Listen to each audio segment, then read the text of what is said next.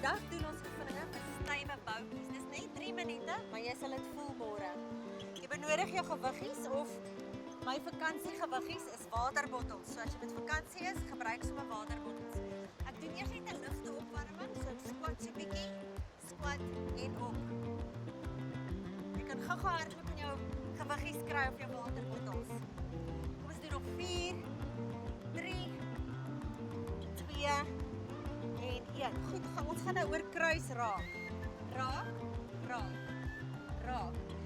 Hierdie is een van my gunsteling boutspieroefeninge. Die glutes werk elke keer as jy jou gewig op een been sit. Jy raak oor kruis. Beginners hoef glad nie gewigte vas te hou nie. En gevorderde vlak kan die gewigte neersit. Ek gaan nou probeer, maar ek dink my waterbottels gaan weghardloop. Jy sien, hardloop hy weg. So gevorderde vlak sit neer jou gewigte, sit neer jou gewigte, tel op en tel op. Ek staan so half op 'n opdraande hierso. So ek gaan dit nie nou neersit nie. Raak. 4, 3, 2 en 1. So jy kan dit gevorderde vlak probeer om dit 'n minuut lank te doen. Beginners net so 20 sekondes. Goed, gaan lê op die vloer. Ons doen wat ek doen, froggy kicks. Lê op jou maag, as jy 'n rugprobleem het, sit 'n handdoekie onder jou heupe om dit op te lig. So ons lig op.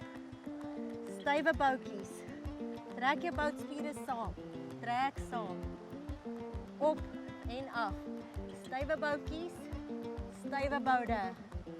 4, 3, 2 en 1. Goed, buig na jou bene. Tone bymekaar.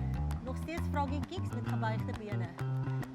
Ons gaan op, 2, 3 en ontspan. 1, 2, 3 en ontspan.